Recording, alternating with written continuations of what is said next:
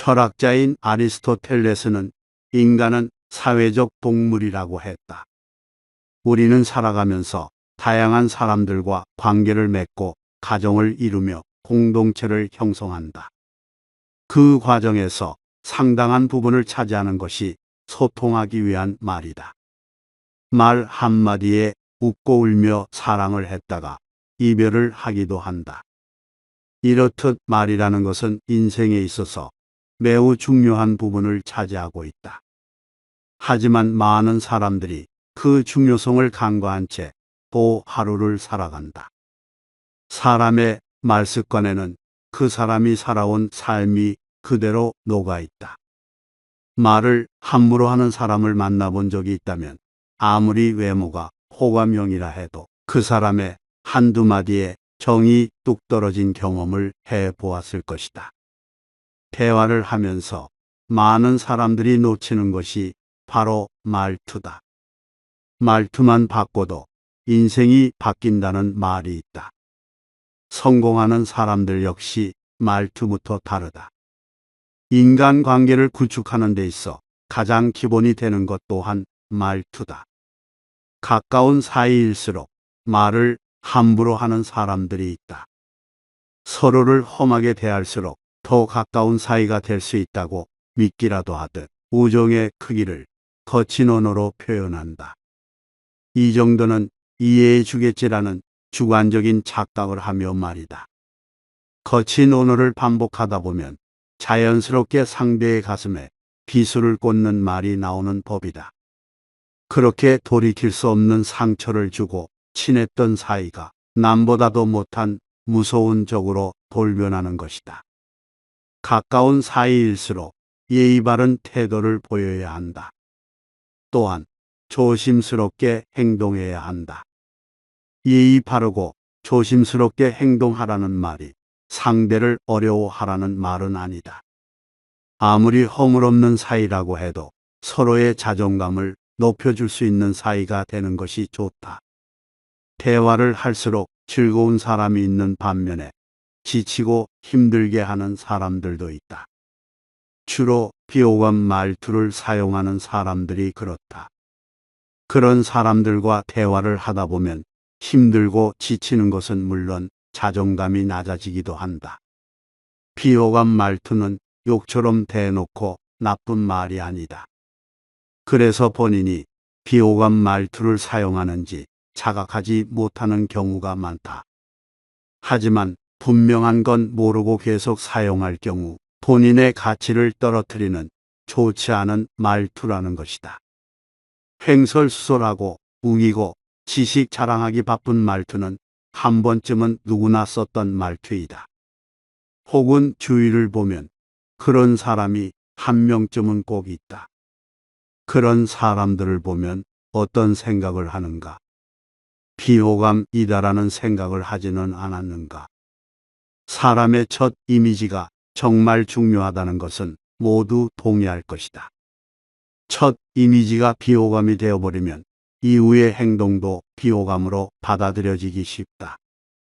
사람을 호감과 비호감으로 나눌 때 가장 결정적인 요인으로 말투를 뽑는다. 말투는 전염성이 강하다. 애 앞에서는 냉수도 함부로 못 마신다는 속담이 있다. 부모나 어른이 점잖지 못하고 언행을 함부로 하면 아이들도 똑같이 배운다는 말이다. 특히 어린 아이들은 주변 사람들의 언행을 빨리 체득한다. 할머니 손에서 자란 아이들의 말투가 겉넘는 현상이나 욕하는 부모 밑에서 자란 아이들이 쉽게 욕을 하는 건 모두 말투의 전염성에 의한 현상이다. 끼리끼리 모인다는 말이 괜히 나온 말이 아니다. 매번 욕이나 부정적인 말을 하는 사람들 주변엔 그런 사람들만 모인다. 사람은 누구나 자신이 다른 사람에 비해 우월하기를 바라고 본인이 우월하다는 것을 주변 사람들에게 말하고 싶어 한다. 누구나 인정할 수 있는 것에 대해서 말을 해도 과하면 재수가 없다. 그런데 어줍지 않은 지식으로 아는 척을 하는 사람, 딱히 잘난 것 없는데 잘난 척 하는 사람, 객관적으로 봐도 안 예쁜데 예쁜 척하는 사람들이 있다. 마치 세상의 모든 것이 본인 위주로 돌아간다고 생각하던 말이다. 이와 같이 척을 하는 사람들은 옆에 가까이 두고 싶지 않은 유형의 사람으로 선두를 다툰다. 그렇기 때문에 척을 자주 하는 사람들은 대인관계가 좋지가 않다. 말하는 걸 보면 그 사람이 살아온 과정을 알 수 있다는 말이 있다. 그 이유는 말투가 습관이기 때문이다. 습관이란 어떤 행위를 오랫동안 되풀이하는 과정에서 저절로 익힌 행동 방식이라고 정의한다. 즉, 내가 하는 말투는 하루아침에 형성된 것이 아니라 오랜 세월을 거치면서 몸에 익혀 무의식 중에 입 밖으로 나오는 습관인 것이다. 시작도 하기 전에 습관적으로 안 된다고 말하는 사람이 있다. 이런 말을 하고 나면 일을 본격적으로 시작하기도 전에 힘이 빠져버린다. 또한 이런 말투는 자신의 능력이 성장할 수 있는 기회를 스스로 막고 있는 것과 같다. 우리는 말하는 대로 행동하게 되어 있다. 안 된다, 안 된다 하면 될 일도 안 되는 법이다. 말투는 대화에서 아주 중요한 역할을 한다. 말투는 눈에 보이지 않지만 분명히 형체가 있다. 똑같은 의미의 말을 하더라도 말의 형체 즉 말투에 따라 받아들이는 사람의 기분이 달라진다. 나아가 말투는 인간관계에도 큰 영향을 미친다. 실언을 하는 사람들을 보면 대부분 자신의 말이 어떤 결과를 가져올지 생각하지 못한다. 평소 자신의 나쁜 말버릇과 듣는 이들에 대한 배려 없는 마음이 곧 실언으로 이어진다. 실언은 자신에게 쏜 화살과도 같다. 미국의 사상가이자 시인 에머슨은 다음과 같이 말했다. 사람은 누구나 자신이 하는 말에 의해서 평가받게 된다. 말 한마디로 자신의 초상화를 그리는 것과 같은 것이다. 이 또한 실언을 조심하자는 말이 아니겠는가.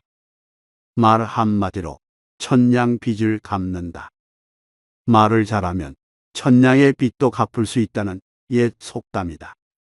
천냥의 빚도 말로 갚을 수 있을 만큼 말이 가지고 있는 힘은 굉장히 크다. 같은 말을 하더라도 어떻게 말하느냐에 따라 상대방과의 관계가 결정된다. 우리는 이런 말의 힘을 이용하는 방법을 배워야 한다. 이 넓은 세상에 그 어떤 사람도 똑같은 사람은 없다. 그렇기 때문에 내가 옳고 네가 틀렸다고 생각해서는 안 된다. 대부분의 다툼은 서로 다름을 이해하지 못하고 서로 틀렸다고 말하기 때문에 벌어진다. 상대방의 행동이 틀린 게 아니라 나와 다른 것일 뿐이다. 하지만 나와 다른 상대의 행동을 틀린 행동이라고 단정짓는 사람들이 많다. 그리고 그들은 본인이 납득할 수 있게 상대의 행동을 고치려고 한다. 물론 좋지 않은 습관을 고치라고 하는 경우도 있지만 상대의 행동이 정말 고쳐야 하는 나쁜 습관이어도 명령하듯 고치라고 하는 건 옳지 않다. 나와는 다른 그들의 다름을 이해한다고 해서 내가 그들이 되는 것은 아니다. 많은 사람이 나와는 다르다는 것을 이해할 때 비로소 진정한 대화가 가능한 법이다. 나와는 다름을 적이라고 간주하고 방어적 태도를 취하지 않아야 한다. 나와는 다른 상대방의 다름이 설사 틀림이라고 할지라도 지적이 우선되어서는 안 된다. 이해와 인정을 바탕으로 한 배려가 있어야 상대도 그 틀림을 바로잡을 수 있다. 우리가 살아가는 데 있어 조언은 필요하다. 조언을 통해 많은 시간을 투자해야 하는 일이 금방 해결될 수도 있고 어려운 문제가 생각보다 쉽게 풀리기도 한다. 선배들의 조언을 통해 그들이 겪은 시행착오를 피해갈 수도 있다. 하지만 조언일지라도 섬세하지 못하고 투박하며 날이 섰을 땐 오히려 역효과를 낸다.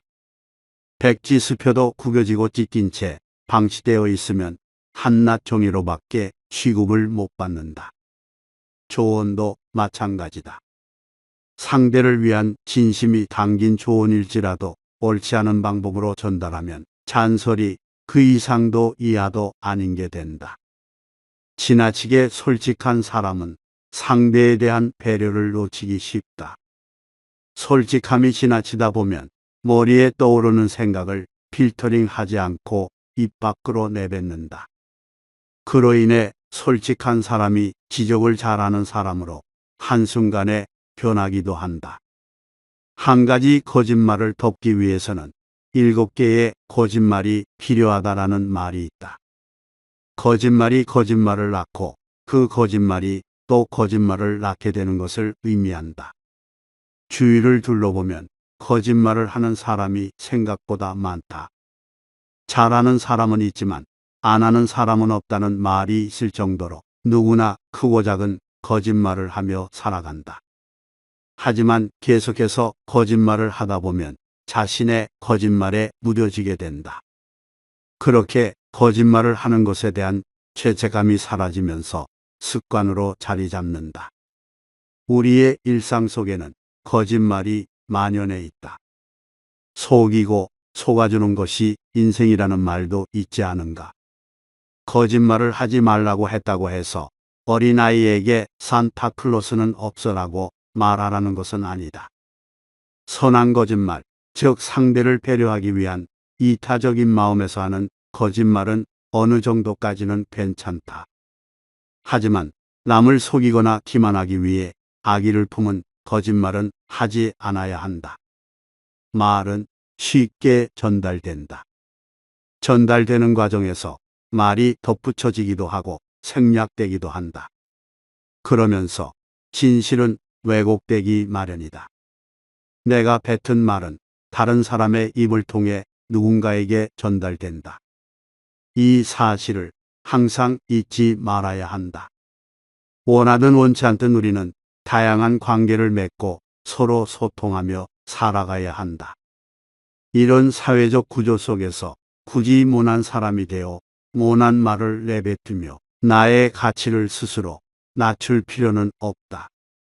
사람들은 보통 말을 잘하고 싶어 하지만 잘 말하기 위해서는 잘 듣는 것부터 시작해야 한다. 듣는 힘이 있는 사람은 항상 다양한 화제거리를 가지고 있다. 그도 그럴 것이 많은 자리에서 많은 사람들의 이야기를 들었을 것 아닌가. 그래서 대화 상대에 따라 적절한 화제거리로 대화를 이끌어 나가는 힘을 가지고 있다. 말을 많이 하지 않아도 대화의 주도권을 손에 쥐고 있는 사람들이 이런 경우다. 듣는 힘이 있는 사람은 상대와 의견 충돌이 많지 않고 손쉽게 다른 사람들과 친해질 수 있다.